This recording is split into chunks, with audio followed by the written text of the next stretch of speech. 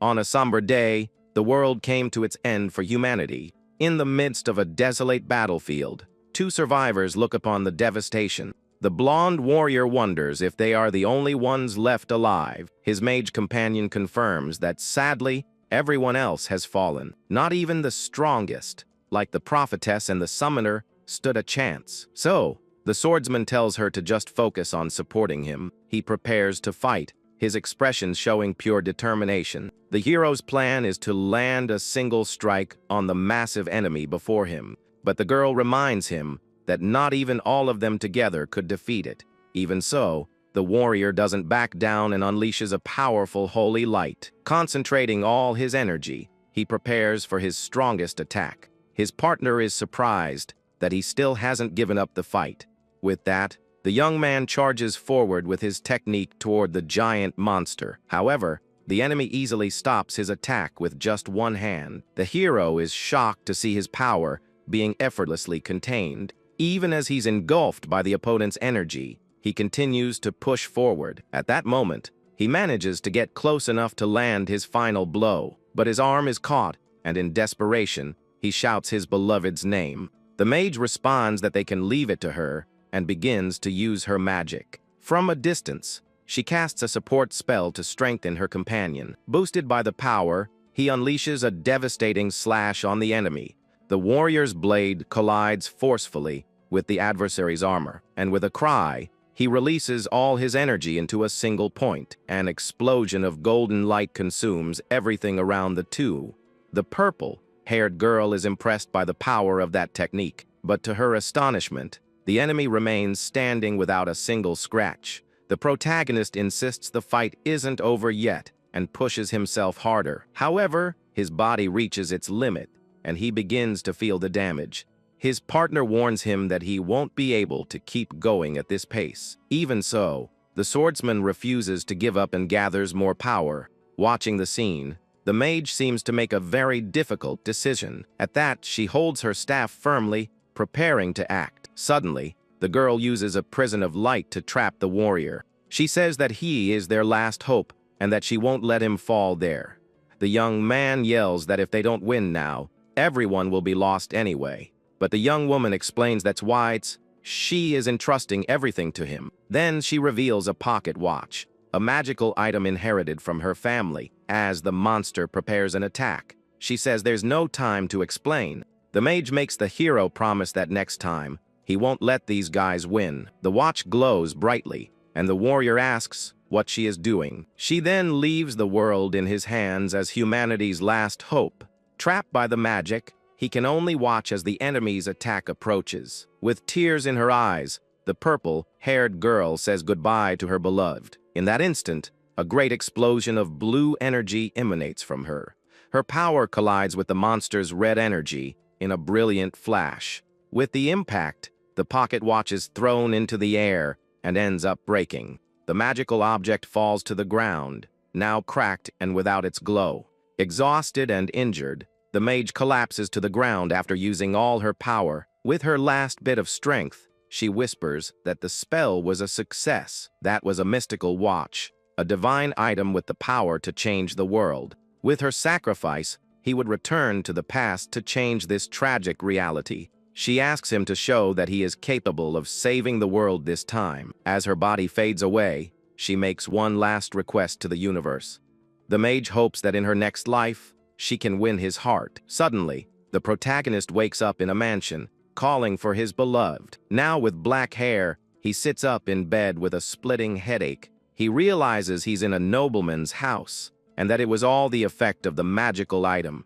Still confused, he tries to process everything that just happened. A maid enters the room and asks if something happened. The young man asks for a weapon to get back to the fight, but she calls him Master No.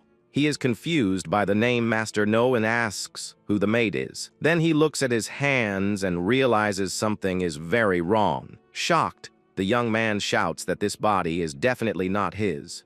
He then wonders if he ended up possessing someone else's body. In desperation, the man asks where he is and who he is now. The young woman thinks he's delirious from a fever again, but the protagonist holds her by the shoulders and demands that she just answer She reveals that he is Noo Daskor, the fourth son of the Daskor family. The maid informs him that they are in the year 850 of the kingdom. With this, the hero understands he has been reborn 10 years before the great battle, and to make matters worse, he is in the body of a member of the wicked Daskor family. Just then, another maid with a smile on her face appears in the room. She informs him that she has brought the medicine for the young Master No. The other young woman explains that it's the usual medicine made by Master Scar. The black-haired young man stares at the bowl with a suspicious look. He knows that there is something very wrong with that supposed medicine. Without a second thought, the protagonist throws the bowl to the ground, shattering it. At the sound, 3 men enter and greet the young master. Their leader says they heard a noise and came to see what happened. He casts a contemptuous glance at the young man sitting on the bed. Seeing the medicine on the floor, he says they will prepare a new dose. No laughs and says that it isn't medicine and that he won't take it. He then challenges the men to drink the potion. Since it's poison, his intuition was right, as his holy core repelled the impure force. The guard then says they will have to make him drink it by force. The protagonist smiles because their masks have finally fallen. He calls them watchdogs and says he was wanting to get used to the body. With a wicked smile, the young man says he's going to play with them a little. The group's leader orders his men to restrain the young master. The 2 henchmen advance toward the hero to carry out the order. One of them tries to grab the young man's arm, who quickly clenches his fist. With a swift movement, he lands a punch on the guard's face. The man is thrown against the wall and cries out in pain from the impact. The other henchman tries to hit him with a sword strike from behind, but No turns in time and lands a powerful punch to his stomach. Even so, the 2 get up, showing that his body is weak. He wonders why he was being poisoned, but decides to handle the mess. The leader yells at his men to put an end to this at once. Suddenly, the protagonist feels something strange, and his eyes widen. 2 blue screens appear in front of him, showing the enemy's stats. He realizes he has acquired an extremely rare appraisal skill. They are just 1-star swordsmen, so they are basically recruits. The 2 men attack him at the same time, their swords in hand. The protagonist dodges the first blow with a simple movement, and with a spinning kick, he knocks out both henchmen at once. He then picks up one of the swords that fell to the floor. The 3rd guard attacks him, and No just looks at him with disdain. Blades clash with a metallic sound echoing through the room. With a single blow, the hero shatters the opponent's sword to pieces.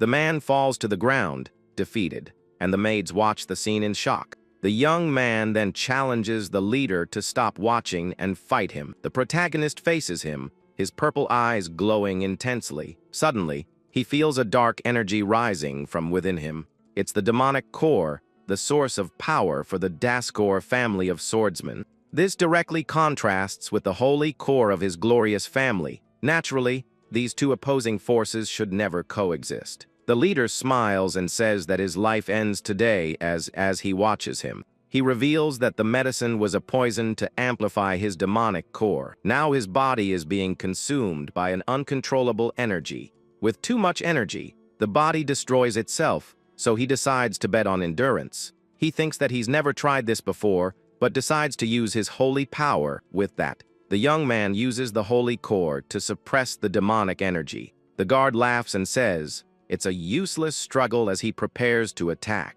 Then he uses an abyssal-style technique and charges forward with a red aura. The enemy's attack rapidly approaches the young master's face, but the protagonist reacts in time and manages to block the opponent's charge. The leader is surprised that he was able to use techniques from the demonic core. He yells in anger, and the hero uses his appraisal skill on the enemy.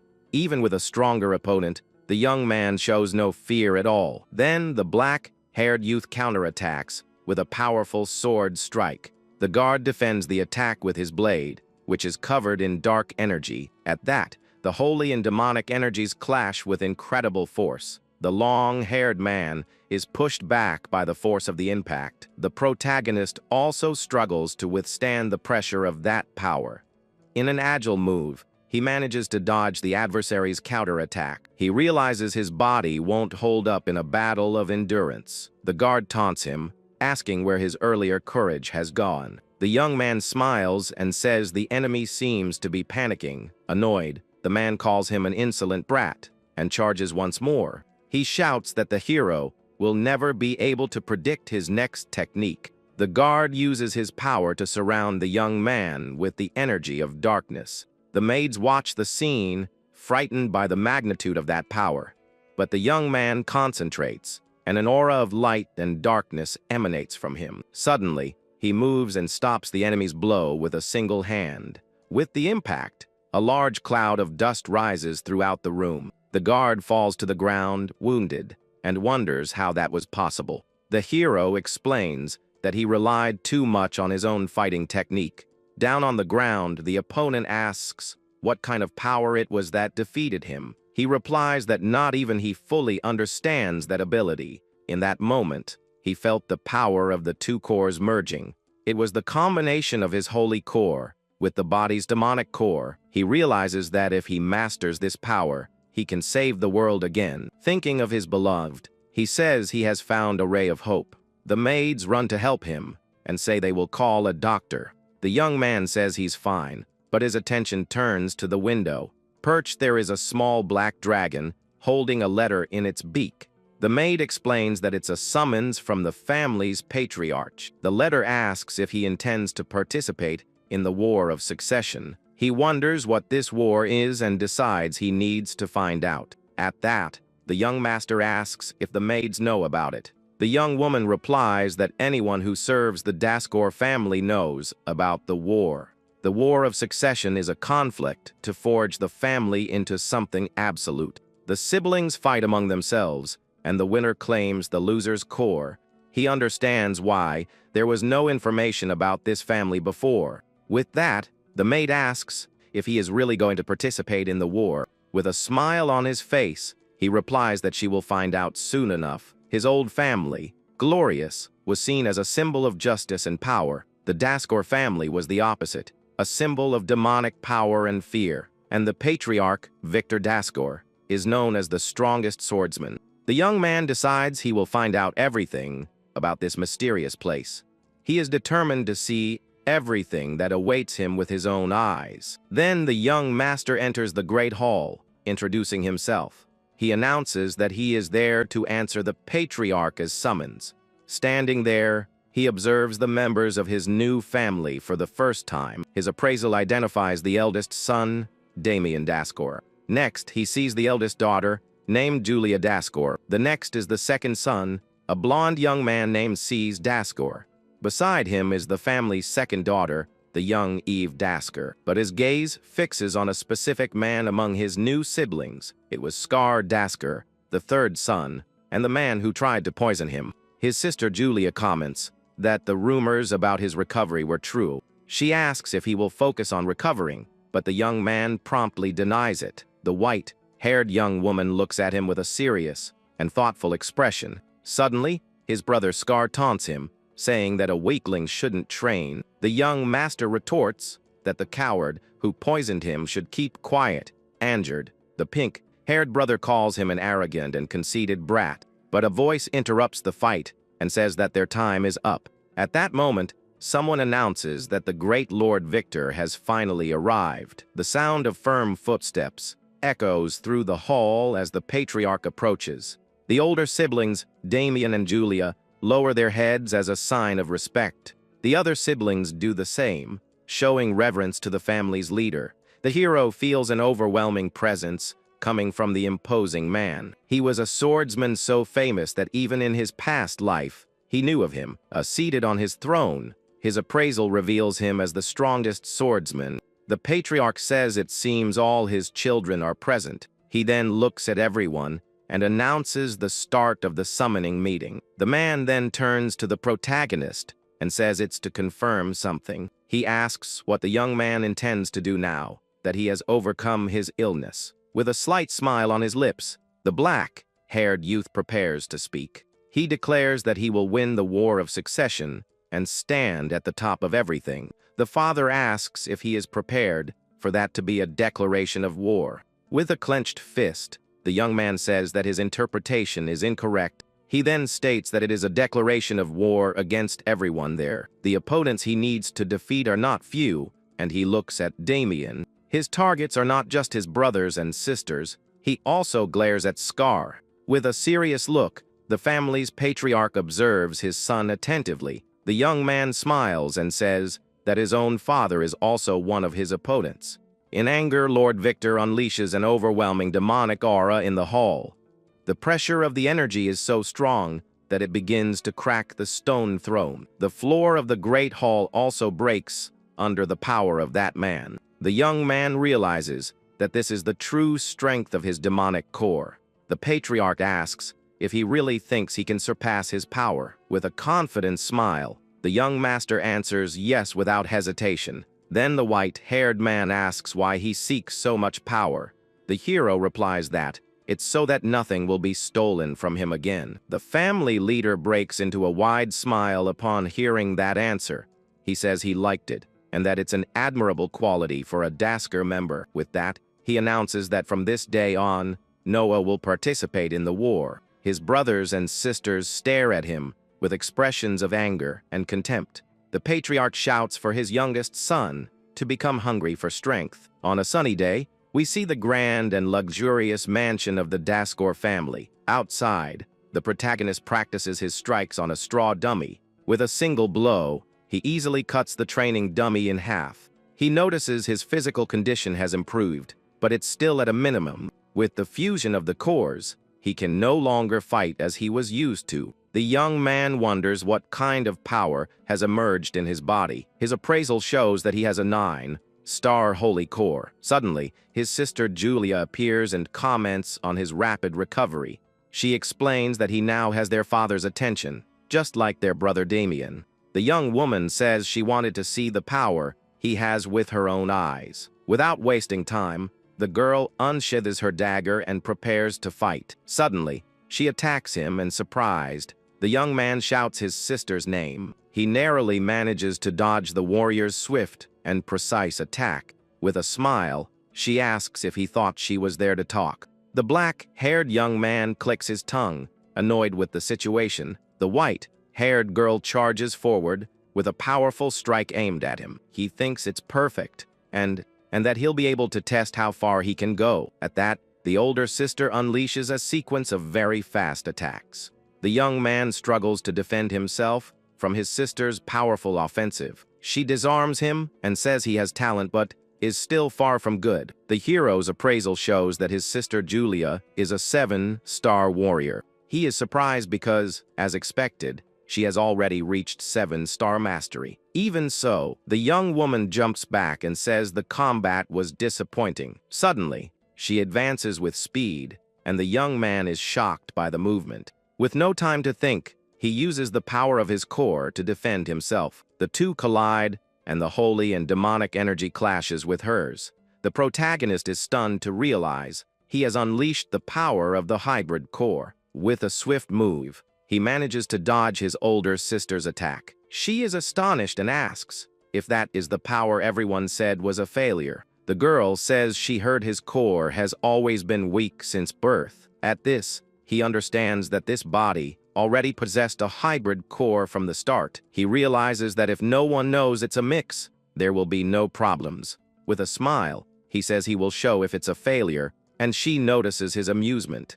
Then the young man charges forward with his wooden sword in a powerful attack, but the girl easily dodges and calls him for a conversation in the middle of the fight. She asks if he knows the purpose of the war, and he says yes, of course he knows. Then the young woman says that if that's the case, it will save her a lot of time. Suddenly, a red ore envelopes her, and she asks for his demonic core. The hero is completely shocked by his sister's sudden change. Desperate, he calls for his sword, and one of the maids holds it for him. The young woman then quickly throws the weapon toward her young master. With the sword in hand, he prepares himself and clashes with his opponent's charge. A great explosion of power occurs, and he feels the pressure of her attack. The young man grits his teeth as he struggles to withstand his sister's strength, but the girl is stronger and pushes him back with her demonic energy. Even so, he narrowly manages to dodge and block the opponent's blows. With a smile, she says he has improved more than she expected at first. The warrior seems excited about the fight and asks him to show more power. Then she steps back and asks if he can withstand her next blow. The young woman uses a dark flame technique, and her sword is covered in energy. He realizes the attack is dangerous and decides to block it with all he has. Next, the girl launches a devastating wave of power toward the young man. The two energies clash forcefully, and the hero manages to hold back the attack. The collision of powers creates a shockwave that spreads across the courtyard. He taunts her, asking if she intends to keep fighting with only one hand. She then challenges him to make her use both hands with his brute force. The combat resumes, and the two exchange sword strikes at high speed. With a swift move, he finds an opening and prepares to attack. But the young woman reacts in time and blocks his blow using both hands. The young man smiles and says that she finally used both hands to fight. Annoyed, the white-haired girl kicks him hard, sending him flying. He grits his teeth in pain as he is thrown by her powerful kick. Even so, the young man manages to land, stopping his momentum by driving his sword into the ground. His sister watches him from a distance with a serious and focused expression. He realizes that using all his power is just enough to fight her. Looking at his sword, he thinks about what just happened in the fight. He understands that with what happened, this is the limit of his hybrid core. From a distance, the young woman asks if he knows why they don't just take each other out immediately. She explains that the stronger the core, the slower its growth becomes, and it's useless to harvest a demonic core before it has grown enough. But since he blocked and counterattacked, the situation is now very different. If his core is at this level, then maybe it's worth taking it now. The young man looks exhausted and injured after the intense exchange of blows. With that, the warrior prepares to use her 8th form of the flame style. Suddenly, a voice shouts that's enough, and both their swords fall to the ground. A man appears and stops the white-haired girl's final attack. The man warns her that if she continues, young Master No will end up gone. She says it's a fight for cores, but he reminds her that the young man's is only 2-star. The young woman says that can't be true because he managed to block her attack. Lying on the ground, the protagonist just watches the argument with a tired look. The man says he investigated under the patriarch's orders and No's core is already depleted. The young woman thinks that, if the core were stronger, he wouldn't have reached his limit so quickly. The protagonist looks exhausted but still stands, holding his sword. With that, the older sister sheathes her weapon and admits it was her misunderstanding. Even so, she warns him that she still desires his demonic core for herself. The warrior promises that when he gets stronger, they will fight for real until the end. With a smile, the black-haired young man replies that he will eagerly await it. As she walks away, the girl thinks that there is something very strange about his power. She remembers that his blow was not something a 2-star warrior could stop. The white-haired young woman is now certain that her brother is hiding something. At that, she cracks a small smile as she thinks about her younger brother. She prays that he grows and becomes someone interesting for her to face. Elsewhere, a long-haired man shouts in anger at what he has just discovered. It was Scar, who is furious that a piece of trash like Noah has entered the War of Succession. He shouts in anger, asking why they never told him this before. The brother can't believe it, and a servant says he has a report for him. With that, the subordinate approaches his master to deliver the report. Suddenly, the pink-haired young man smiles and says he thought of something very interesting. He swears he will drag the protagonist out of the War of Succession one way or another. Back in the courtyard, the man introduces himself to the young master, apologizing. He reveals his name is Kyle Osen, and that he has been appointed as the young man's instructor. Kyle explains that Victor doesn't want him to be eliminated, and the young man gets the message. The protagonist then uses his appraisal skill on the new instructor. He has 8-star swordsmanship, and his demonic core is 6-star. The young man asks if they will start training, but the instructor has orders from the patriarch. With that, the warrior hands the letter with Lord Victor's seal to his student. The letter orders him to investigate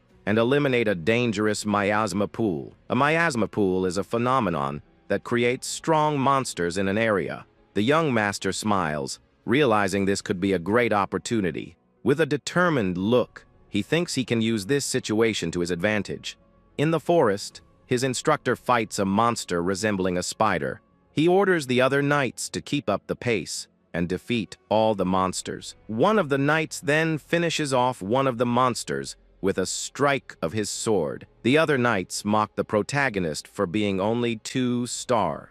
The instructor wonders what Lord Victor saw in that boy to bet on him. Suddenly, someone desperately shouts "Nose" and his instructor's names. They rush to the location and find several unconscious children on the forest floor. The young man asks if they are unconscious, and Kyle doesn't know what to do there. The instructor decides to take them, as their mission is much more urgent at the moment. With that, the group of knights carries the children on their backs through the forest. Suddenly, a large amount of purple miasma begins to appear in the sky. The evil energy concentrates on a specific point in that forest. No says the miasma concentration is increasing, and the center is near. At that moment, something with huge claws lands on the ground right in front of everyone.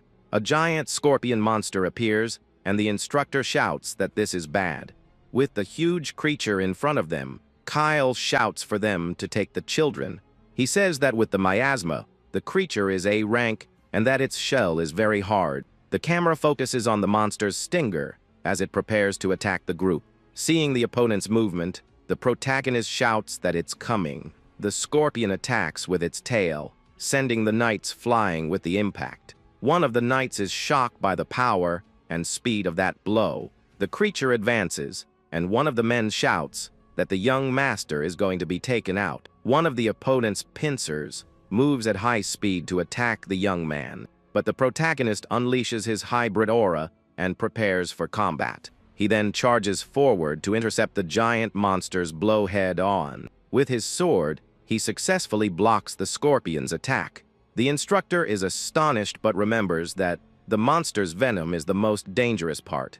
At that, the creature's tail glows and fires several venomous projectiles. The black-haired young man manages to dodge all the venomous attacks. The opponent's tail continues to drip a green, corrosive venom. The scorpion fires a beam of energy, and the young man prepares a counterattack. With a serious face, he concentrates the holy and demonic power in his sword. Then, the young man fires a slash of energy that collides with the monster's attack. His instructor is impressed, as his swordsmanship is exceptional. But to everyone's amazement, the creature's stinger regenerates quickly. With that, the monster attacks with full force, and the hero dodges the projectiles in mid-air. He then blocks another blow with his sword, which is covered in hybrid energy. With both hands, he holds the blade tightly to withstand the impact. Then, the protagonist leaps over the opponent with his sword in hand. In a swift move, he lands a powerful blow on the scorpion's pincer. His attack hits the monster's hard carapace, but doesn't cause much damage. With difficulty, the black-haired young man realizes that it's quite tough. The instructor wonders how he became so strong without anyone to teach him. At that moment, the young man shouts, asking for his instructor's help in the battle. He asks the warrior to create an opening, even if just for an instant. The scorpion turns to attack the instructor with its glowing stinger. With a cry, the brown-haired man prepares to defend against the blow. Kyle manages to block the monster's attack with his sword, creating an opening. Watching the scene, the protagonist is impressed by his master's strength. Without wasting time, he runs along the creature's back to make his plan work. Using his hybrid aura, the young master propels his body with more force. He holds something in his hand as he prepares for the next move. Then the young man drives the sharp object into the giant monster's carapace. The scorpion feels the blow and begins to ride from the object's impact. The object pierces the carapace, and the creature seems to be in great pain. A bright light emanates from where the young man drove the mysterious item. the monster's carapace begins to melt and break into several pieces. The protagonist reveals that it was a fang from the monsters they had defeated. He explains that the spider's venom can weaken the hard carapace. The instructor understands why he was collecting the monster's fangs. In anger, the creature glares at the warriors with its multiple red eyes. With a powerful blow, the monster strikes the ground, but its target has already moved. Suddenly, several green magic circles appear around the creature. The instructor uses the third form of his demonic sword style on the enemy. He drives his sword into the ground, releasing a large amount of power. A demonic barrier appears and traps the scorpion, immobilizing it. With a smile on his face, the young man says the time to attack has finally come. He leaps toward the trapped monster to deliver his final blow. With his sword, he executes a series of slashes at extremely high speed. His rapid attacks strike the opponent's body with incredible force. He then lands on the creature's head, preparing to finish it. Remembering his sister, the young man decides to test a new fighting technique. He combines his two cores and names his new power the Holy Demonic Style. With a cry, he uses his special technique, the sword dance of light and shadow. In an instant, he delivers countless blows with his powerful hybrid aura. With one last attack, he drives his sword into the monster's head with all his might. The creature's carapace shatters, and venom leaks from its wounded body. The other knights are shocked by their master's true strength. The young man thinks he still has a long way to go to perfect this technique. Kyle congratulates him, and the young man says he'll leave the cleanup to them. The instructor asks where he is going, and the young man says it's a personal matter. With that, the protagonist walks away and enters the dark forest alone. He thinks that back then, the cause of the miasma pools was still a mystery, but he knows the truth is a magical tool that gathers all the miasma. Then the young master approaches a large tree in the middle of the forest. With his sword, he cuts a piece of the tree trunk with a single blow. Inside the tree, he finds a magical ring glowing intensely. He picks up the ring and says with a smile that he's finally found what he was looking for. Suddenly, a terrifying scream echoes throughout the dark forest. Startled, the young man wonders what that strange noise was. Without wasting time, the young man runs toward the sound he heard in the forest. Arriving there, he finds the children being consumed by a strange energy. One of the knights warns him that something terrible has happened to the monsters.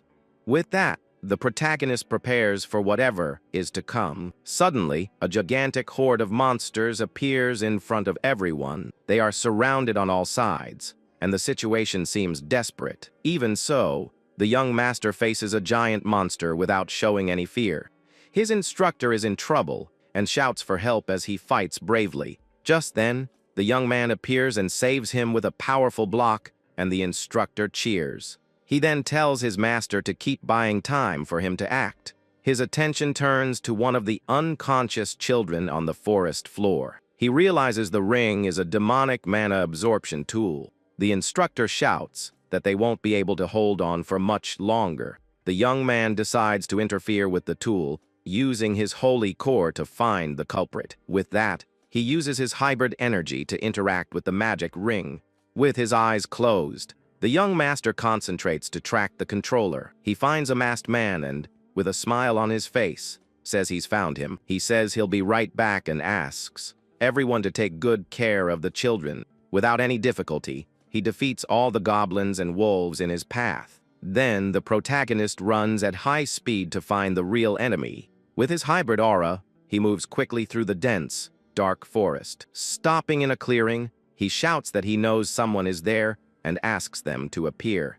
Suddenly, the masked man leaps from above to attack him by surprise, but the black-haired young man easily blocks the blow with his sword. The opponent is surprised that he managed to notice his hidden presence. He comments that for a weakling, the young master is indeed a member of the Daskor family. No asks who gave the order, but the man says he would never tell him. With a smile, the hero says he'll make him want to talk one way or another. With that, the two charge forward, their swords clashing in an exchange of blows. The masked enemy then asks if that power is from his demonic core. The young man replies that not even he fully understands that ability. The adversary then retreats a bit to prepare for a new attack. He uses the second form of his Umbral Darkness style to fight. An aura of red and dark energy begins to emanate from his entire body. With this, he summons several flying shadow blades to attack his opponent. The red energy blades advance at high speed toward the protagonist. The young master prepares to defend himself from his enemy's powerful attack. With his sword, he masterfully manages to deflect all the blades. Even so, he ends up getting hit and uses his appraisal skill. The enemy's name is Darius Zahard, and he has a 5-star demonic core. He notices the opponent's swordsmanship is weak and decides to close the distance. So the young man charges forward amidst the blades to get closer to the adversary. Even while moving, he manages to block the attacks coming his way. With his hybrid aura, he increases his speed to get there faster. In an agile leap, he dodges the attacks and prepares to counterattack. Upon landing on the ground, he readies a powerful blow to attack the enemy. With a swift move, the hero unleashes a slash toward the masked man, but the masked man blocks it and says that attack was too obvious. Suddenly, one of the red blades moves in an unexpected way. It was a trap, and now the protagonist is surrounded on all sides. At that moment, he decides to use his holy demonic fighting style again. His hybrid aura expands, and he prepares to use a new technique. He uses the dark light shift technique and unleashes a wave of energy. The enemy is shocked, as he seems to recognize that powerful technique. Even so, the masked man charges forward to try and land a blow, but the young man is faster and lands a fatal blow to the opponent's chest. With the impact, the man spits out a large amount of blood and is injured. He drops his sword and falls to the ground, defeated by the young master's power. Lying on the ground, he asks how the hero managed to learn that technique. He explains that he can learn the techniques of both families because of his core. He says he is capable of reproducing all the techniques he has ever seen, but it's with master-level techniques that his power will reveal its true worth. Then the young master demands that the man tell him who gave the order. Injured, the enemy tells him not to think he's won the fight so easily. At that, the masked man bites a small hidden pill. The protagonist is surprised because he understands what the enemy is doing. Suddenly, the adversary's body begins to transform grotesquely. His skin turns green, and his muscles grow as he becomes a monster. The opponent's eyes glow red, and his teeth become sharp fangs. With a roar, the creature charges toward the hero with incredible strength. Shocked, the young man shouts that it's a forbidden bestialization technique. The now transformed monster attacks with absurd speed and power. Without retreating, the black-haired young man unleashes his hybrid aura and prepares himself. The two collide with a tremendous impact that echoes throughout the forest. He realizes the enemy's strength and speed are on another level now. The creature laughs and asks how long he thinks he can hold on. With a powerful blow, the beast tries to crush the young man, who defends with effort. The creature's red eyes gleam with hatred as it attacks relentlessly. The hero dodges the monster's brutal slashes that destroy the forest floor. With his sword, he manages to block another devastating attack from the opponent. But the creature lands a powerful punch, sending him flying with the impact. The monster then smashes the ground, where the young man was a second before. While flying through the air, the young master grits his teeth, feeling the pain of the blow. With an agile move, he manages to land on the ground without losing his balance. He knows he can't keep dodging and needs to create an opening. So the protagonist holds his sword firmly, preparing to attack. The beast laughs and says he has finally given up after seeing the power difference. With that, the creature charges forward to deliver the blow that will end the fight. But the young man just calmly raises his hand to defend against the attack. The ring he found in the forest begins to glow with an intense light. A pink energy barrier forms and blocks the monster's attack. With the impact, a shockwave violently throws the creature backward. With a smile, he says that now he can use the techniques from his past life. His hybrid aura expands as he prepares his next move. He leaps into the air and readies an attack to finish the beast once and for all. The young master declares the name of his new technique, the Holy Demonic Style. His sword is covered in a golden light, and he concentrates all his power. With a single blow, he unleashes a devastating wave of energy at the creature. A great explosion of light consumes the monster and destroys everything around. He breathes a sigh of relief and says the ring saved him just in time from that attack. That was the ring of absolute repulsion, which nullifies one attack and releases a shock wave. With the fight over, he decides it's time to go back to Kyle and the others. Meanwhile, the knights fight bravely against the rest of the monsters.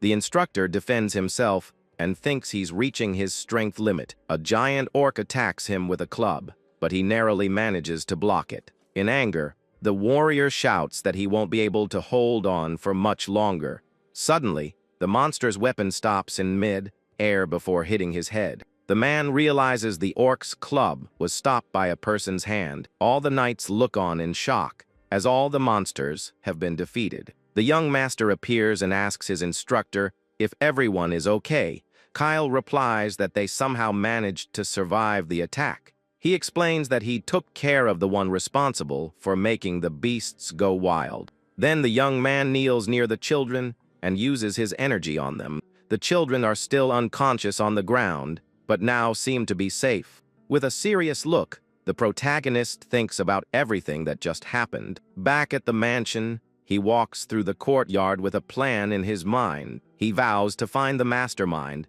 because innocent children were almost lost. A maid says that his sister Eve is an informant and might know something. With a serious face, he decides he first needs to find some clue. But as he walks, someone appears and shouts for him to stop right there. It was his brother C's, who tells him to stop and says he can't go in there. The two stand there, facing each other in front of a large mansion. The young master remembers that his sister, Eve Daskor, is the family's informant, the maid had said. She would know who attacked him in the forest. With his hybrid aura, he tells his brother C's to simply get out of the way. The blonde young man explains that he is Eve's bodyguard and cannot let him pass. Furious, the bodyguard shouts that he absolutely cannot trust him. With that, the protagonist clenches his fist and decides to fight his way through. He then unsheathers his sword and says he will force his way through. His brother clicks his tongue and says it seems he has no other choice. Without hesitation, the blonde-haired young man charges forward to attack with his sword.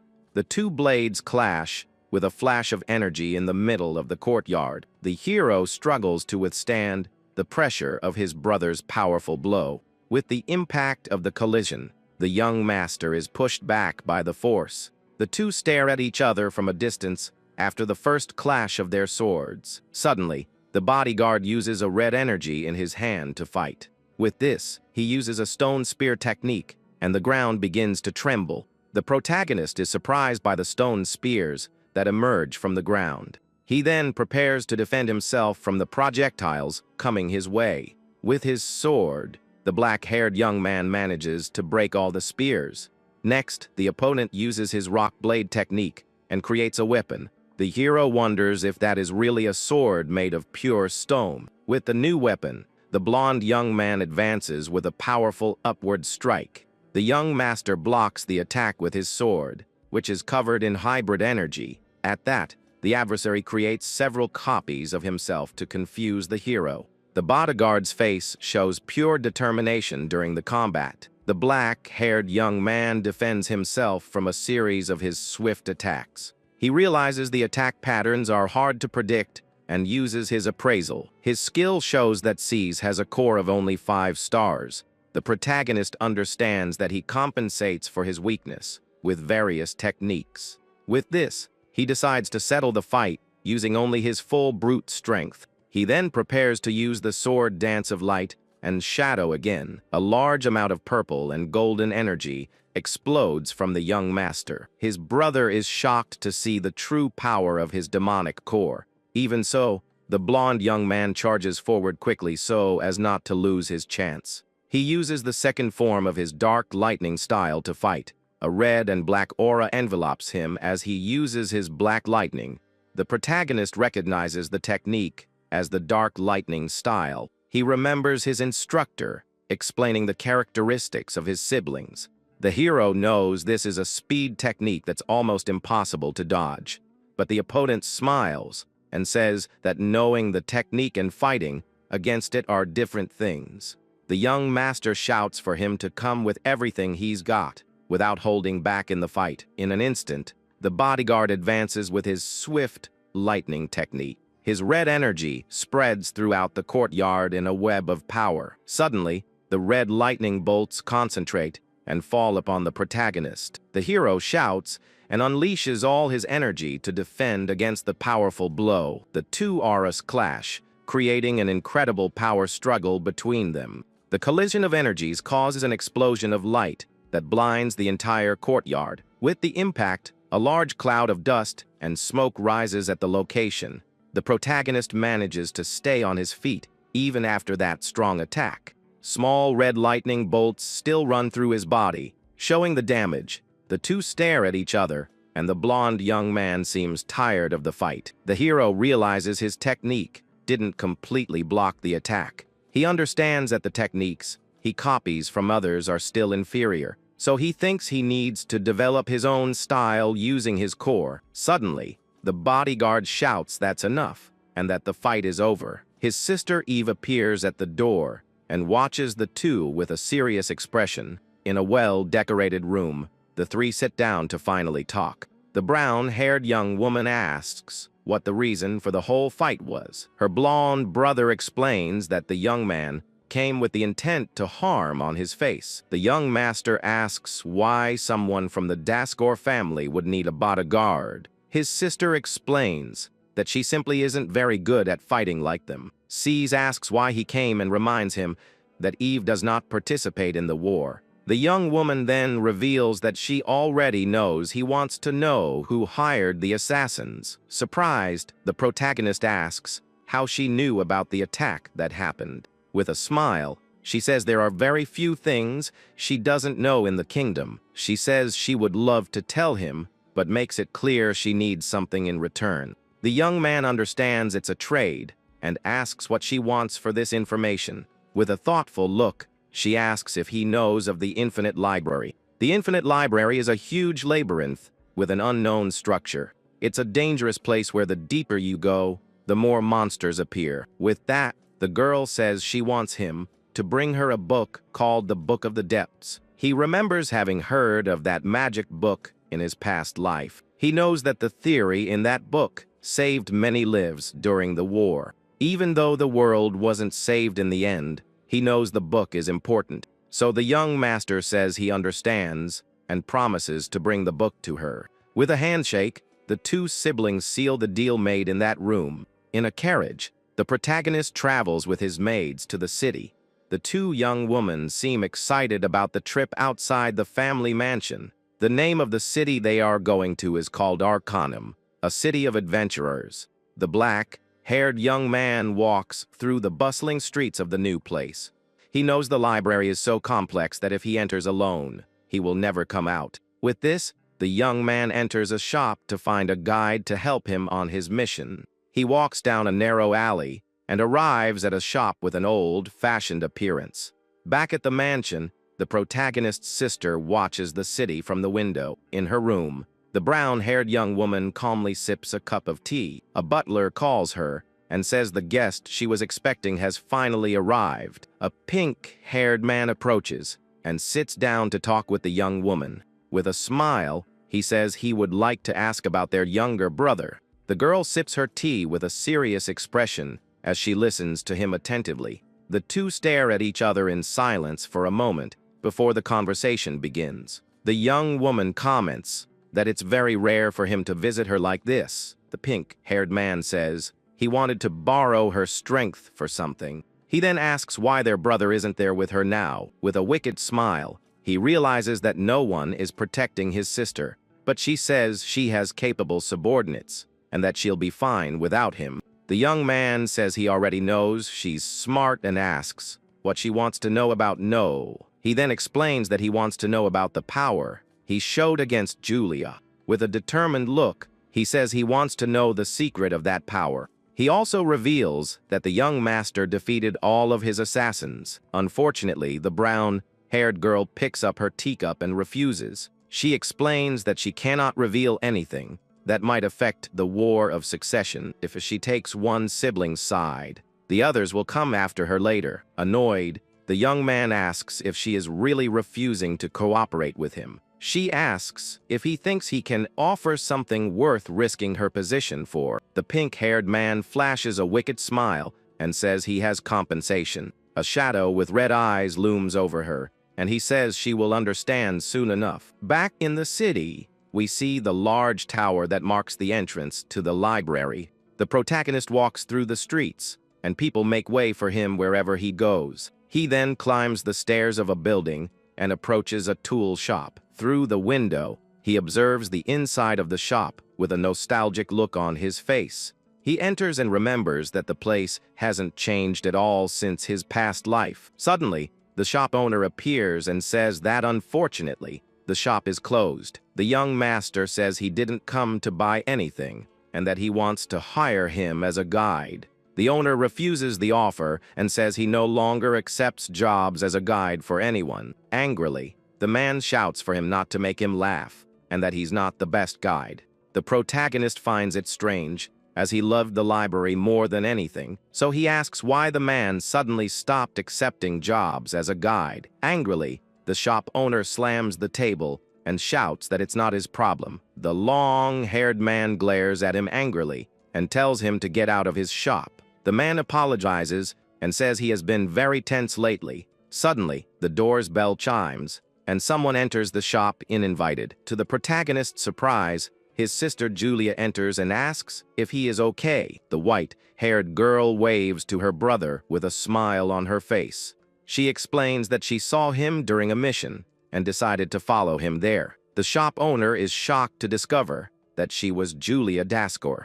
The young master introduces himself as No Daskor to the confused man. Suddenly, the guide says he accepts the job on the condition that Julia comes along. The black-haired young man realizes there's a reason behind that condition. With that, the shop owner asks the two siblings to follow him to a room. There, they find a woman lying in a bed, looking very ill. He explains that a month ago, his wife was cursed by a monster. It was a terrible creature that lives in the depths of that labyrinth. The curse put her into a deep sleep, and she will be gone soon. The young man says that to break the curse, they need to defeat the monster.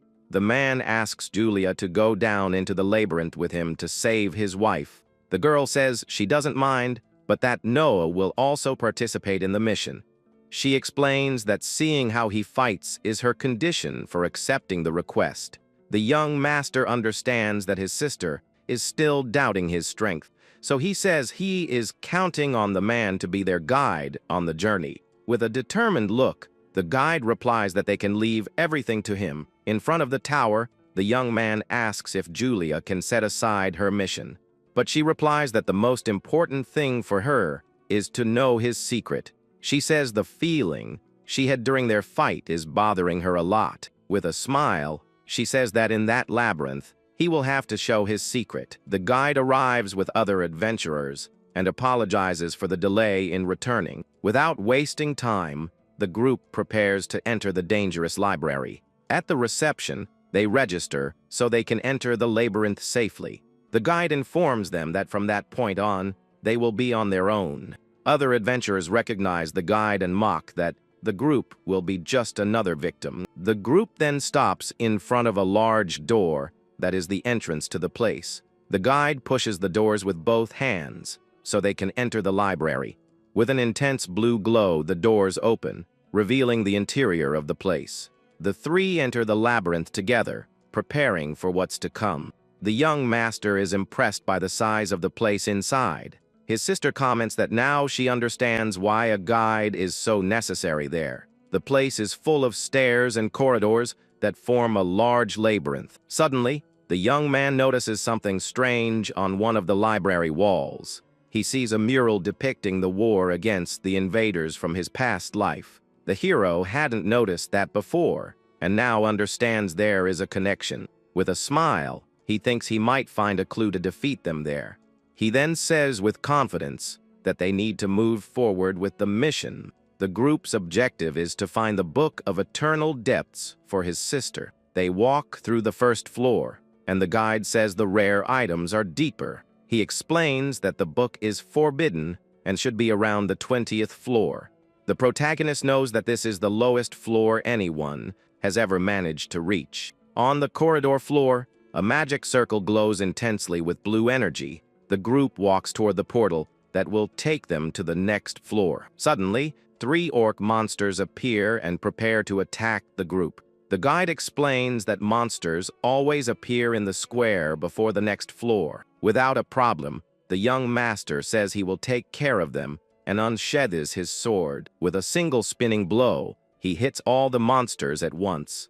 In an instant, he sheathes his sword as the enemies fall defeated. All the orcs are eliminated, and their bodies fall lifeless to the ground. With the fight over, the guide tells them to hurry to the next floor. On the 10th floor, the guide asks them to keep what they see a secret. The long-haired man then takes a book from the shelf and opens a passage. He leads them to a secret room that is a shortcut to the lower floors. On the room's floor, a large magic circle glows with an intense blue light. The 3 stand on the portal as they prepare to descend deeper. The group is then teleported by the secret shortcuts magic portal. With a blinding flash, they arrive on a new floor of the library. The protagonist observes the location with a watchful and thoughtful gaze. His sister asks where they are, and the guide says it's before the 20th floor. The white-haired girl warns that the next monsters are just ahead. With that, they walk toward the next teleport portal.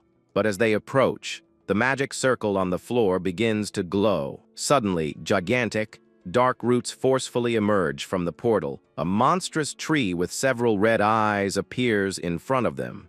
The guide is terrified and shouts that this is a much stronger monster. He says it's impossible to defeat it, but the girl seems unconcerned. With a smile, she asks what makes him think there are only 2 of them. The young woman says she alone is more than enough and unsheathes her weapon. Without hesitation, the warrior charges forward at high speed to attack the monster. The creature attacks with its sharp branches to try and hit the girl, but she dodges all the blows with impressive agility. In a swift move, the young woman gets close to the tree monster's face.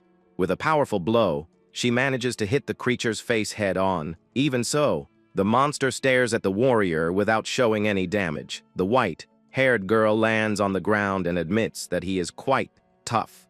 The guide shouts that the branches are as hard as steel and they need a mage. Suddenly, the monster's branches move and trap the young man's sister. She is completely immobilized by the giant creature's tentacles. The monster then prepares to crush her with a fist made of branches. The protagonist shouts his sister's name and runs to try and help her. Trapped, the warrior unleashes a red aura from her body to free herself. She uses the 5th form of her fighting style, the Shadow Flame. With this, an armor of black and red flames appears on her body. The black-haired young man is shocked to see that armor of fire. The young woman then prepares to use the 1st form of her fighting style. Her sword is covered in energy, and she uses her sword dance of flames. The monster tries to attack her, but the warrior is ready for combat. With incredible speed, she advances amidst the enemy's attacks. Her blows cut through the creature's branches with impressive ease.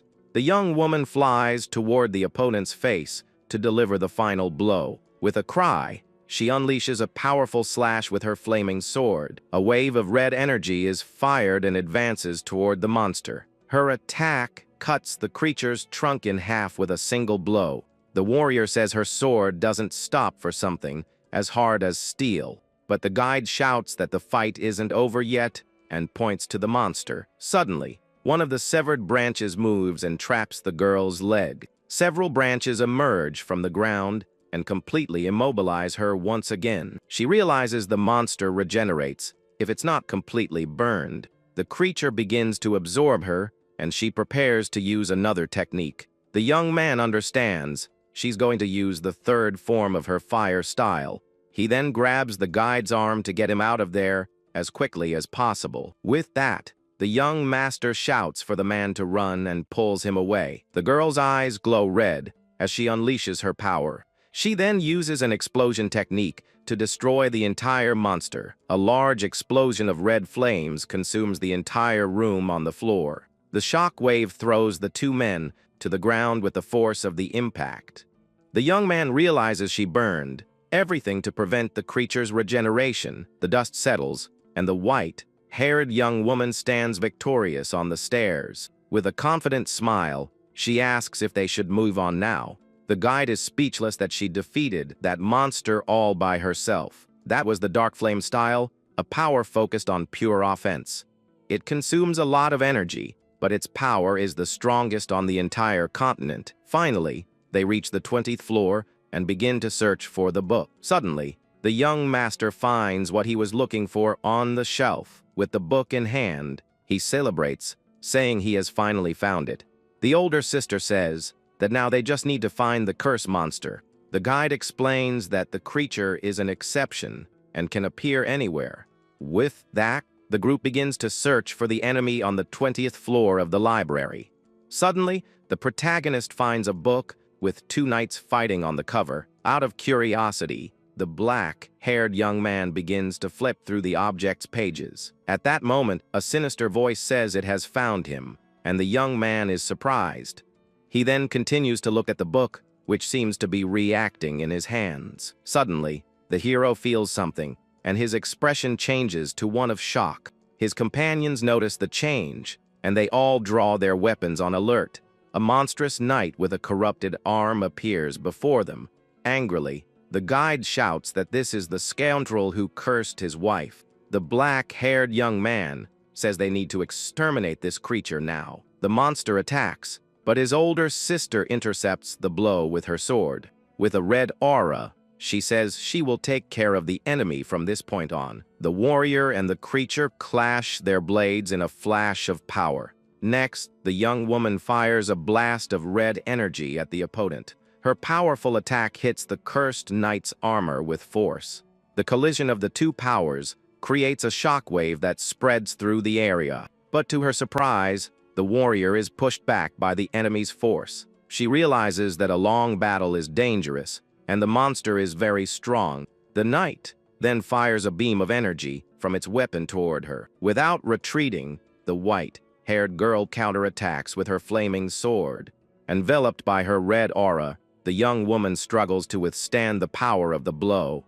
The two blades clash in a battle of high speed and raw power. The attacks of the two combatants destroy the library floor around them. The protagonist is shocked that the enemy managed to block her attack. The two opponents are trapped in a whirlwind of opposing energies. The white-haired young woman grits her teeth and seems to be at a disadvantage in the fight. With that, she prepares to use the second form of her dark flame style. A large vortex of fire is released and advances to consume the monster. The two men watch the scene, worried about the power of that technique, but the creature does not retreat and prepares a counterattack with its powerful weapon. The two devastating attacks are about to collide with incredible force. With a smile, the warrior thinks she has finally caught the enemy for good. Her technique seems to hit the knight squarely with all its force. Suddenly, the girl is shocked and feels an unexpected blow to her body. The monster managed to counterattack and sends the warrior flying with a blow. She cries out in pain as she is thrown by the force of the enemy's attack. The young master is worried because her power didn't leave a scratch on the opponent. Wounded, his older sister faces the creature, which remains standing without any damage. The enemy then opens its mouth and charges a bright green beam of energy. At that, the girl realizes her arm was cursed during the last attack. The creature fires the green energy beam, and the warrior cannot dodge. But her brother saves her by pushing her away and taking the blow for her. The monster's attack carves a large trench in the floor with its destructive power. He helps her up and warns her to be careful of the monster's hand. The hero explains that if she touches that corrupted arm, she will be cursed. The young woman understands she can't fight with full strength because of the curse.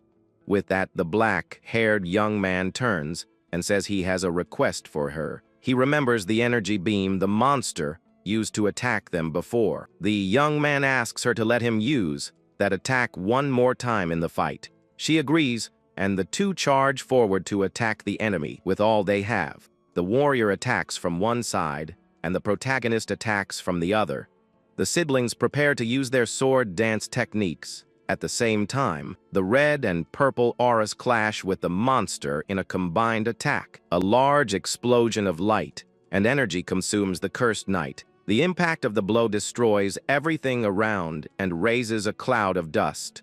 With the power of the attack, both siblings are thrown back violently. They land and prepare for what's left of the enemy after the explosion. But to their astonishment, the creature is still standing and roars in anger at everyone. Angrily, the black-haired young man says that this enemy is a real monster. The creature charges and attacks both of them at the same time with its dark sword. The white-haired girl leaps to dodge the opponent's powerful blow, but the protagonist blocks the attack with his sword, which is covered in hybrid energy. He grits his teeth and strains to his utmost to withstand the enemy's force.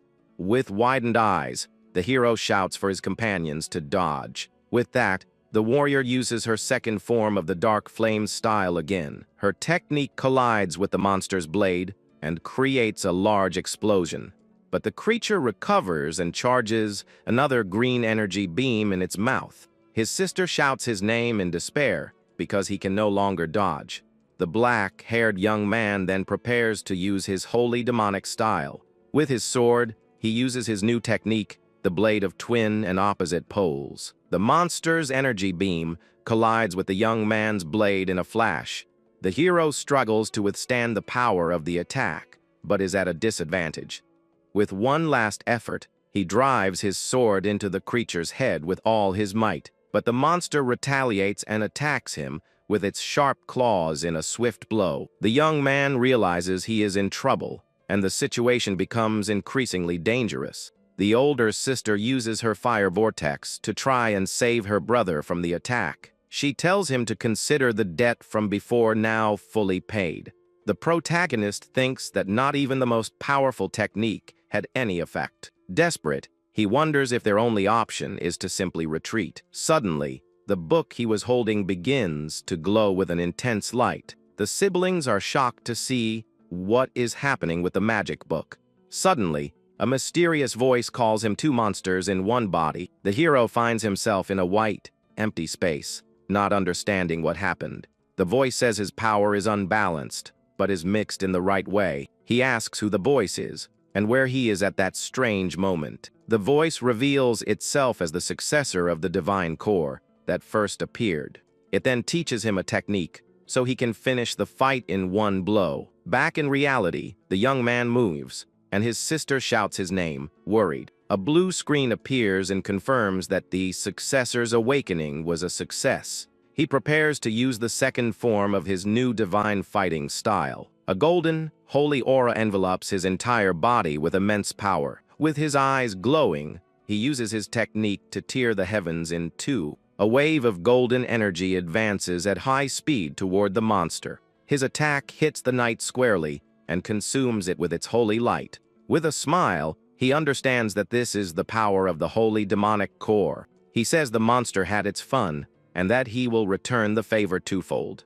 With his new technique, he easily cuts off the creature's cursed arm. A blue screen appears and informs him that the invitation has finally been accepted. Surprised by the new power, the black-haired young man stares at his glowing sword. He realizes he has successfully inherited the divine core from that book. With that, the spirit of a blonde man emerges from within his body. The young man faces the spirit, and the blonde man observes him with a serious look. The young man asks who he is, and the spirit introduces himself as Zex Valmuth.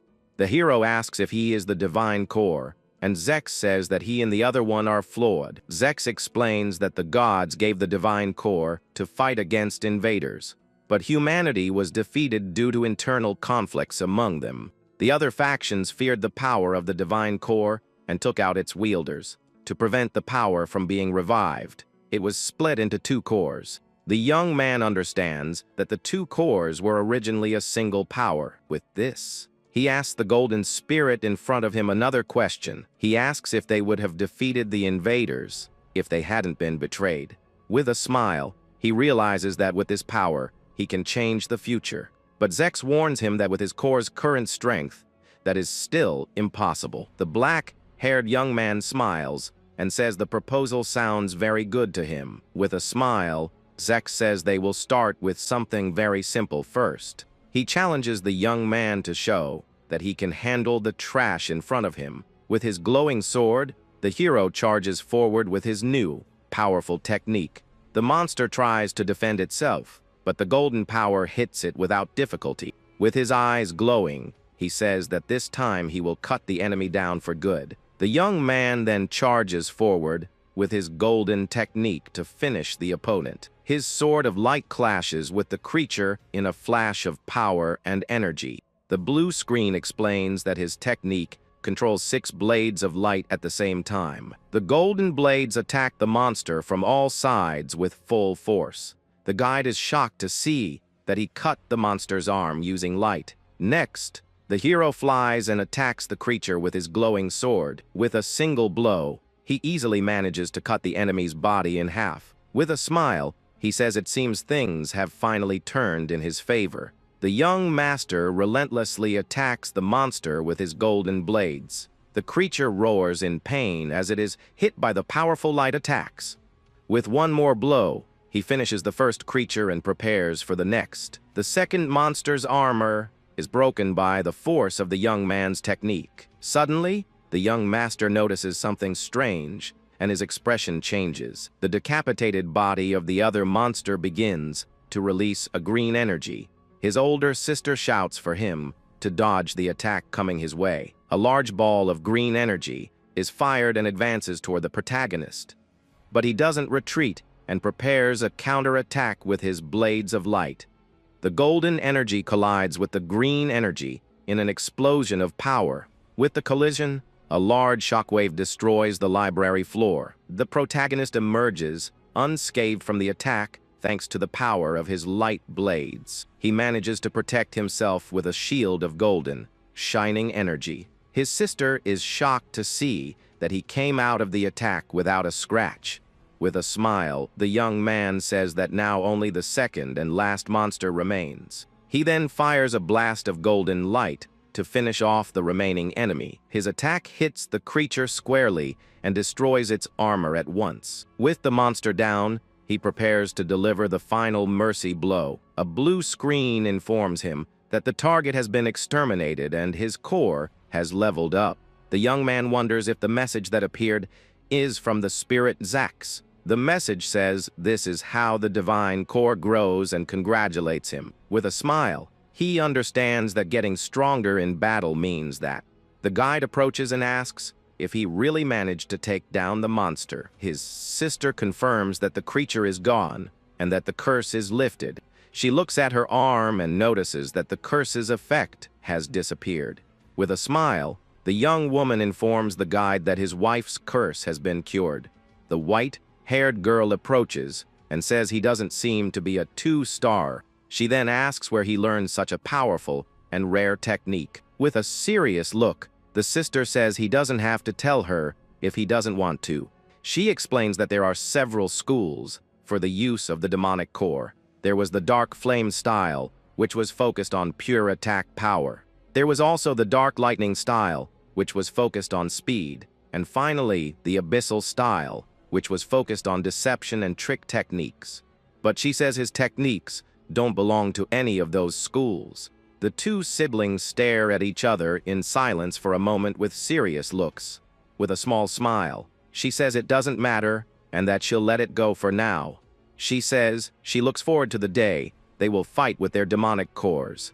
Back in the city, the young man hands the Book of the Depths to his brother Sees. He then enters his sister's room and finds everything completely destroyed. His brother explains that while he was away, his sister Eve was taken. The pink-haired young man with his men is responsible for the abduction. One of the maids says he probably took her to extract information. With a wicked smile, the young master realizes Scar was behind it all. With that, he says it's simple and that they will rescue Sister Eve now. The hero refuses to compare his retaliation with simple opposition.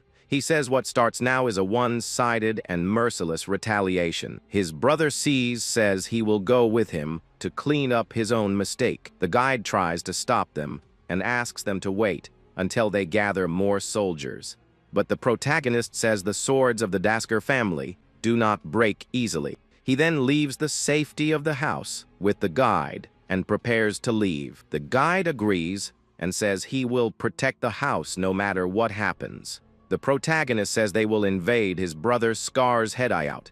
With that, the two brothers ride at high speed to rescue their sister. His brother wonders if Eve is safe, but knows she isn't that weak. The black-haired young man asks why he became her bodyguard. With a serious look, the blonde brother reveals that his demonic core is inferior. He explains that his core is inferior to that of his other brothers and sisters. The blonde young man says he wanted to refine his fighting and learn new skills. With this, the protagonist understands why it was difficult to predict his attacks. The bodyguard vows to protect his sister Eve, no matter what happens. Arriving at Scar's mansion, the black-haired young man says to find her, but he says there's no need to hold back and that he can go in with full force. With his hybrid aura, the young man kicks the mansion's door with all his strength. His kick shatters the door to pieces, and he enters the place violently. The force of the impact completely destroys the entrance to Scar's hideout. His brother follows him as the hero advances with his powerful aura. Suddenly, a large horde of masked assassins appears in front of them. He realizes this is his brother Scar's personal assassination unit. The two advance as the assassins jump from the walls to attack them. The assassins' leader calls them fools for invading head-on. The protagonist says he has no business with small fry and challenges him. The leader thinks he doesn't understand the situation and prepares for combat. Suddenly, one of the assassins attacks the black-haired young man from behind, but the young master easily blocks the blow without even looking.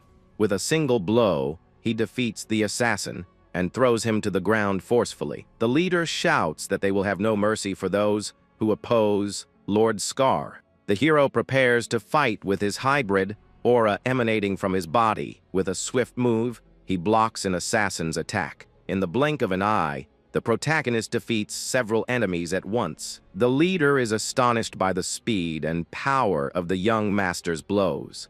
Meanwhile, the blonde brother is surrounded by a large group of assassins. Without hesitation, he leaps and prepares to fight all the enemies. The blonde young man uses the third form of his dark thunder style to fight. With a cry, he uses his slashing lightning technique to attack. A wave of blue electric energy spreads and defeats the assassins. The enemies cry out in pain as they are zapped by the young man's power. With a smile, he tells the assassins to come at him with all they have for the fight. The protagonist realizes he can leave that side to his brother but the assassin's leader taunts him, telling him not to get distracted in the fight. He throws a magic scroll on the ground, which glows with a red light. Suddenly, a red magic circle appears and covers the entire mansion courtyard. The young master wonders what that red technique on the ground is. The leader reveals it's a secret technique developed for the Dasker family. The technique was made to take down family members, and he uses it on the young man. With his eyes glowing purple, the hero faces the assassin's leader. His appraisal shows that the opponent is the successor of a secret technique. The young master then prepares to use the second form of his divine style. With a swift move, he manages to cut the opponent's technique in half. Even so, he feels the effect of the attack, and his expression changes to one of pain. A dark purple aura envelopes him, and he can't use his abilities. He realizes the attack has sealed the movement of his demonic core. The assassin's leader tells him not to think. He can win with swordsmanship alone. Suddenly, his brother Scar appears beside the protagonist with a smile. He realizes they are outnumbered against so many enemies. His brother understands that it's a technique that seals demonic cores. He then tells the protagonist to go on ahead. He will hold off the enemies. The blonde young man tells him to go quickly and bring their sister Eve back home. With a determined look, the young master advances to find his brother. Even with his core sealed, he defeats all the assassins in his path. With punches and kicks, he clears a path through the horde of enemies. His brother sees, smiles, and says that even with his core sealed, he can use magic. With his magic, he creates a stone bridge for the protagonist to cross. The blonde-haired young man uses his path of stone technique to help. He then shouts for his brother to search the residence, which is the suspicious place. The assassin's leader says he won't let him pass no matter what. With his stone magic, the bodyguard manages to trap several assassins. The leader gets annoyed by the interference and tries to break free from the sharp rocks. Even with the enemies trapped, he realizes he won't be able to hold them. Suddenly, the blonde brother appears in front of him and grabs him by the neck. With a wicked smile, he says the assassin's leader should be fighting him. Meanwhile, Brother Scar asks his sister Eve to tell him Noah's secret, but the young woman refuses and says she won't say anything, no matter what. He threatens her, saying he has captured her subordinates and can use them, but she calls him trash and says it's humiliating to have a younger brother like him. Suddenly, the pink-haired young man hears the sound of fighting from outside. With a smile, he says his foolish younger brother walked right into the trap. The brown-haired girl says he still doesn't understand the situation. She explains that dirty methods don't suit the members of the Daskor family. Annoyed by the taunt, Scar says it was the right choice to bring her there. In anger, he calls her an insolent woman and unsheathes his sword. But the protagonist breaks down the door and invades the room to rescue his sister. With a smile, the young woman realizes her younger brother has finally arrived. The young master glares at his brother Scar with a look of pure hatred and contempt. But his sister taunts him, saying he took too long to get there. Angrily, the pink-haired young man shouts his brother's name and challenges him. The two face each other in the middle of the destroyed room, preparing to fight. The pink-haired brother asks if he really thinks he can beat him. With a wicked smile, he says the protagonist has no chance. But the black-haired young man replies that he can obviously win. Annoyed, Scar calls him a liar and charges with his sword covered in energy. The two brothers exchange sword strikes at high speed in the middle of the room. The impact of their attacks destroys the wall and throws them out of the mansion. With his dark energy, the pink-haired young man continues to attack relentlessly. The hero defends against the blows and steps back to prepare for a counterattack. With his eyes glowing, he uses his appraisal skill on his brother. The appraisal reveals that his opponent is the founder of the dangerous abyssal style. The young master then asks why he attacked him with the assassins. With a smile, the pink-haired young man says the answer is quite obvious. Angrily, he shouts that the protagonist annoys him and charges to attack. The young master manages to dodge the blow with a quick and agile movement. Suddenly, he realizes the seal on his demonic core has been released. Angrily, the brother shouts that he is weak, yet he was acknowledged by their father. With his hybrid aura, the protagonist forcefully blocks the opponent's attack. The pink-haired young man shouts for him to be gone and unleashes all his power. The hero dodges the blow, and the opponent is thrown far away by his own power. The two stare at each other from a distance after the first clash of their energies. The black-haired young man notices that his brother's swordsmanship is very practical. The pink-haired brother shouts that he will become the stepping stone for his victory. He uses the third form of his abyssal style to try and win the fight. With this, he summons a legion of phantom skeletons to attack the hero. The protagonist defends against the skeletons, attacks with his hybrid sword. He wonders if the skeletons are just a distraction for something bigger. Suddenly, one of the skeletons attacks him from behind with a sharp sword,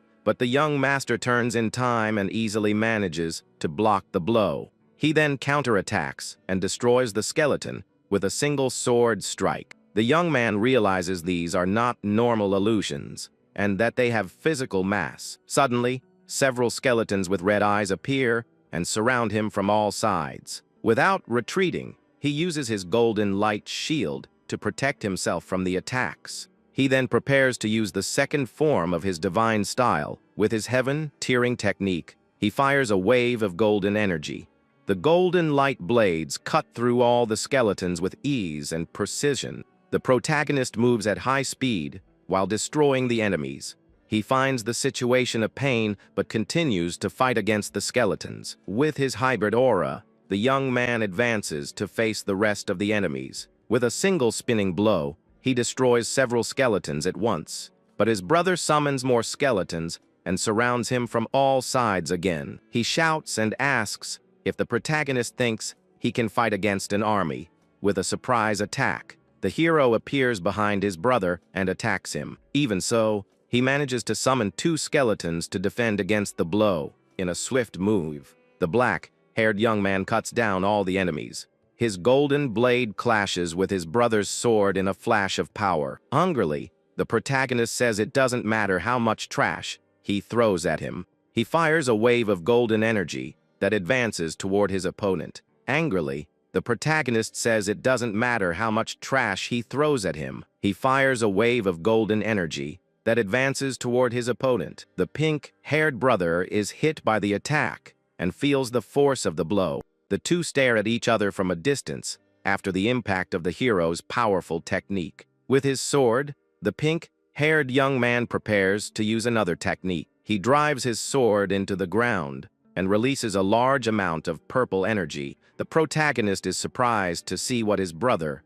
is doing on the ground. Suddenly, a gigantic bone dragon emerges from the earth with a roar. With a wicked smile, the brother orders the dragon to tear the protagonist to pieces. The enormous bone creature glares at the young master with its red eyes. With a smile, the black-haired young man says this is perfect for him. His appraisal shows that his divine core is now at level 12. He then prepares to use the 5th form of his divine fighting style. His eyes glow with an intense light, and he uses his eyes of sacred darkness. The hero leaps and dodges the dragon's attack with impressive agility. In a swift move, he lands on the dragon's head with his sword. The black-haired young man prepares to use his new ability on the creature. Suddenly, the dragon's eyes glow with the same light as the young man's eyes. With yellow and purple rays, he connects with the bone dragon's mind. The pink-haired brother watches the scene, shocked, not understanding what is happening. Angrily, he shouts for the dragon to hurry up and tear the protagonist to pieces. But the young master explains that his technique is now under his control. With a smile, he says the beast is now his subordinate and obeys him. Annoyed, the pink-haired young man uses the 1st form of his abyssal style. He fires a spear of purple energy that advances toward the bone dragon. The spear explodes with a flash, but causes no damage to the creature. The protagonist then appears behind his brother for a surprise attack. With a smile, he says the beast is now his subordinate and obeys him. Annoyed, the pink-haired young man uses the 1st form of his abyssal style. He fires a spear of purple energy that advances toward the bone dragon. The spear explodes with a flash, but causes no damage to the creature. The protagonist then appears behind his brother and attacks him with his sword. Wounded, the pink-haired young man says he didn't want to have to use that technique. With a flute, he begins to play a strange and dark melody. A portal of blue and purple energy opens in the middle of the battlefield. From inside the portal, Sister Eve appears with 2 masked guards by her side. With a wicked smile, the pink-haired young man asks what he is going to do. One of the guards places a sword at the girl's neck to threaten her. The brother calls him a coward, and the guard says that if he moves, she's gone. He promises he will let her go after he manages to take out the protagonist. The young master grits his teeth in anger at his brother's blackmail. Suddenly, a wave of red energy explodes and defeats the guards. The pink-haired brother is shocked and wonders what that was. A man in black armor appears and saves the girl from the enemies. The 2 brothers are surprised to see that it was their older brother. The older brother says that Eve had already declared she would not participate in the war. Angrily, the pink-haired young man shouts that he doesn't care about that decision. With his eyes glowing red, he says he will punish him for defying the laws. The pink-haired young man falls to the ground and clicks his tongue in anger at the situation. The older brother shouts for him not to mess with him and glares at him with hatred. He says this is a battle for the demonic core and that he will not back down. The two face each other, and the older brother says he won't let anyone get in his way. With that, he warns that interfering in the battle for the core is also a violation. He decides he will witness the outcome of that fight and steps away. The protagonist then tells his brother it's time for them to continue the fight. With a smile, he asks if his opponent can't fight without hostages. Annoyed, the pink-haired young man shouts that everyone keeps looking down on him. He then uses the 7th form of his abyssal style to try and win the fight. With his shadow-covered garment technique, he unleashes a purple aura. He swears that this time he will cut the protagonist into several pieces. The hero knows that the abyssal style specializes in confusing the opponent. With this, he decides to press the attack without giving him any chance. The two brothers face off in an exchange of blows at high speed. The pink-haired young man creates several clones of himself to confuse the hero, but the protagonist uses his tearing technique to counterattack. His golden light blades destroy all the clones at once. The young master is shocked to see that he managed to block his technique. With that, the pink-haired brother uses the 4th form of his abyssal style. He then uses his invisible slash technique to attack the protagonist. The invisible red blade advances at high speed toward the young man. The hero struggles to defend himself, but ends up being hit by the blow. He is astonished because he couldn't defend a slash from the demonic core. With a swift move, the protagonist moves away to gain distance. The pink-haired young man pursues him and asks where he thinks he's going. The two exchange blows in the air, and the protagonist is hit several times. He grits his teeth in pain and feels the cuts from his brother's invisible blade. The pink-haired young man realizes he managed to avoid a fatal wound. With his sword, the young master prepares to use his golden blades. He uses them as a shield and narrowly manages to block the opponent's attack. The golden blades spread out and create an impenetrable defense around him. The hero realizes he has a confusing swordsmanship and a defensive power. He then asks why he used cowardly methods with so much strength. The brother reveals that their father never acknowledged him and despised him for his talent. That's why he created a new fighting style that utilizes his talent for illusions. But even with his techniques, his father never looked at him or truly acknowledged him. Angrily, he says there's nothing to do but win the war of succession. He vows to make his father recognize his power no matter what happens, even if he has to stain his hands with evil to achieve his goal. He says that's enough talk and prepares for the final blow of the fight. With that, the pink-haired young man uses the 9th form of his abyssal fighting style. He then summons a gigantic red dragon made of pure dark energy. The creature moves with incredible speed and advances toward the protagonist. The red energy dragon opens its mouth to devour the young master. The creature's attack collides with the ground and creates a large red explosion. But the hero manages to defend himself with a sphere of golden, shining energy. With his sword, he prepares to counterattack the red dragon's blow. The pink-haired young man watches the scene, shocked by his brother's power. The protagonist looks exhausted but still stands with his sword. The younger brother says his core has reached its limit and that he has no chance. Suddenly, the hero puts something in his mouth and eats it quickly. The pink-haired young man is shocked and wonders what that is. The protagonist reveals it was the poison he made him drink for so long. With a smile, he swallows the poison pill that he solidified himself. The brother shouts that he's gone mad, because that will make his core go out of control. But with his body that has overcome the poison, a great golden aura explodes from him. He explains that the poison has now become a remedy to compensate his core. A blue screen informs him that his divine core is now at level 20. He says he cannot lose because he won't let the same tragedy happen again. With that, the young man prepares to use the 2nd form of his divine fighting style. The name of his technique is the flash of light and darkness, and he unleashes it with everything. With a cry, his golden energy collides with his brother's red energy dragon. The dark energy creature tries to devour the protagonist's attack with its mouth. At that, the two energies clash and cause an overwhelming explosion of power. The shock wave is so strong that it throws both brothers far away with the impact. With the collision, a large energy crater forms in the middle of the battlefield. Dust rises and covers the entire area after the two exchange blows. From a distance, the older brother uses his shield to protect himself and his sister. The explosion continues to expand with a force that destroys everything around. The dust begins to settle, and we see the warrior still protecting his sister Eve. The two older siblings look at the result of the fight with shocked expressions.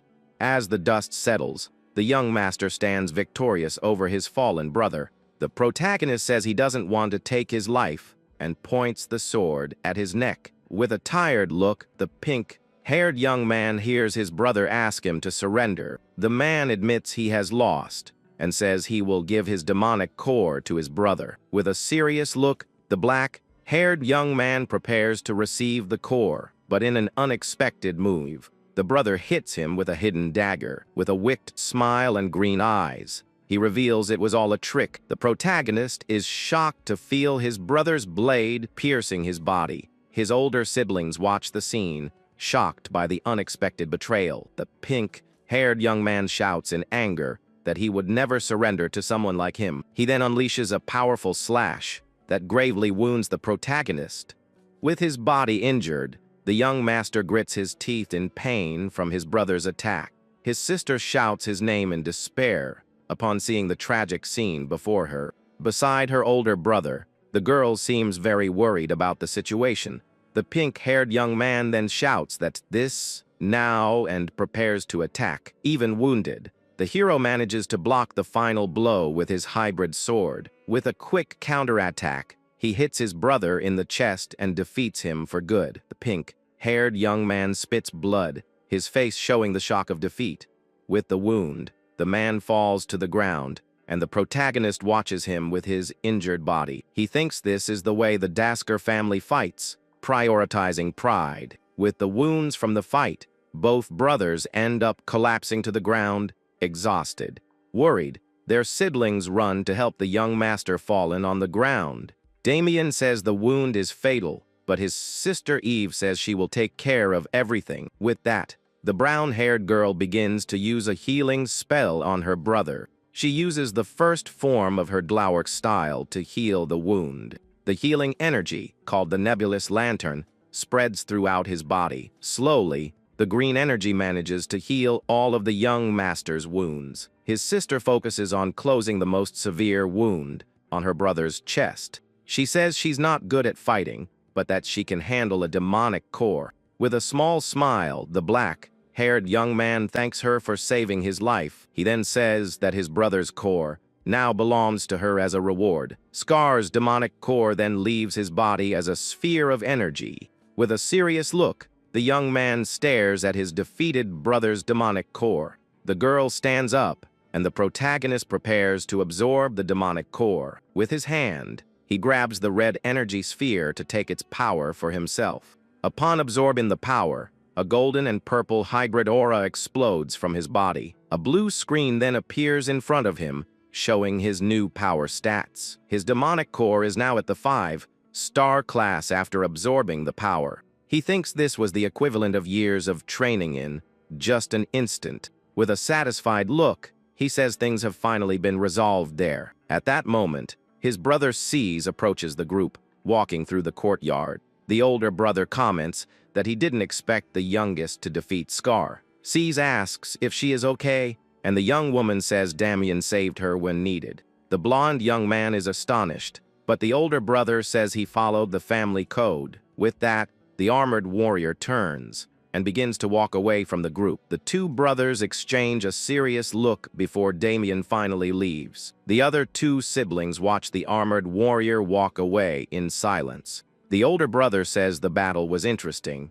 and that there is a mysterious power in him. He then turns and leaves, leaving the others behind in the mansion's courtyard. At that moment, a man in a suit calls him, saying Lord Victor has summoned him. With that, the young man goes to his father's large castle for the important meeting. In the throne room, his father asks if he really took his brother Scar's core. With a serious look, the patriarch asks if the rumors he heard are true. The black-haired young man confirms that yes, and says he won the battle against his brother. The father asks how strong Scar was, and he admits his brother was superior to him. Intrigued, the family leader asks how he managed to win even at a disadvantage. The black-haired young man thinks for a moment before giving his answer to his father. He then replies that it was because of his immense thirst for more strength and power. With a smile, Lord Victor says that was an excellent answer from his son. He says Scar committed crimes and that he will reward the young man for stopping him. The young master then asks to be sent to a certain place as his reward. The father asks if he has no greed, as he could have asked for weapons or even gold. With a smile, the young man says what he will gain there is greater than all of that. The patriarch understands it all comes down to his quest for strength and accepts the request. On a mountainous road, a carriage travels toward the new destination. The maids ask if the trip is a reward, and he says it's not for leisure. With a smile, the young master tells the two young women to take care of everything for him. The maid replies that he can leave everything to them, and that they will do their best. Suddenly, one of the young women is startled by something she sees outside the window. Excited, she tells everyone to look, because they can already see the final destination. The young man looks out the window and thinks they have finally reached the legendary city. That was Draconia, the city of the dragon's nest, a very famous place in the kingdom. As soon as he gets out of the carriage, someone calls him by his young master's name. It was two dragomen who introduced themselves as the envoys from the city of Draconia. They offer to guide the group through the city from that point on. With a thoughtful look, the black-haired young man analyzes the two dragomen. He observes the surroundings attentively as he prepares to enter the city. The protagonist says their help will be very welcome and accepts the offer. Suddenly, a horde of monsters appears and shouts that they have finally found him. The creatures run at high speed to attack the young master's group. There were several ogres led by a huge warrior with red horns. The dragomen prepare to fight and ask the young man to stay back. He understands that this is the ogre clan, a race that fights for control of the region. The young man remembers that the ogres and dragonmen have been fighting for decades without stopping. He realizes the ogres want to interfere with the help from the Dasker family. With that, the protagonist asks his maids to hide in the carriage. The ogre leader scoffs that the dragomen have fallen to the point of asking for reinforcements. With a contemptuous look, he tells the young man to leave, and he will let him live. The young master cracks a small smile at the ogre leader's arrogance. With his hybrid aura, he says he will return the same words to the enemy. Annoyed, the monster calls him an arrogant brat and unleashes his red energy. The creature shouts that it will crush all of the young man's bones and charges to attack. Without retreating, the black-haired young man prepares for combat against the monster. With his sword in hand, he awaits the opponent's attack with a serious look. The ogre tries to crush him with its fist, but the protagonist easily dodges. The monster's blow creates a large crater in the ground with its brute force. The hero moves away and observes the destructive power of his giant opponent. In a leap, he flies toward the monster to deliver a counterattack. With his eyes glowing, the young man prepares to use his fighting techniques. The ogre then rips a rock from the ground and throws it toward the young master. With that, he uses the first form of his divine style to destroy the rock. His technique of light and darkness collides with the rock and breaks it to pieces. The monster then appears behind him and prepares for a surprise attack. The creature hits him with a powerful punch, knocking him to the ground with the impact. The ogre's blow creates a large trench in the ground with its destructive power. The young master says the attack relied only on the opponent's brute force. He then jumps and says the enemy's monstrous strength is very sloppy. The ogre leader is surprised that he is charging head on and calls him a fool. With that, the creature tries to land a powerful punch on the young man flying toward it, but the young master manages to dodge the blow with a quick and agile movement. With his sword, he counterattacks and lands a devastating blow on the monster's shoulder. The ogre spits blood and falls to the ground, defeated by the protagonist's powerful attack. He then faces the other monsters and tells them all to come and attack him at once. With a serious look, the black-haired young man faces the 4 ogres on top of the mountain. Angrily, the creatures roar and prepare to attack the young master altogether. Without hesitation, the 4 monsters leap toward the hero for combat. He then uses the second form of his divine style to attack all the enemies. His wave of golden energy throws all the creatures far away with the impact. With a single blow, the protagonist defeats all the ogres at once. The dragomen are shocked and say his power is greater than the rumors. The maids get out of the carriage, and the young man asks why they didn't stay there. The young woman says that witnessing her master's success is a servant's duty.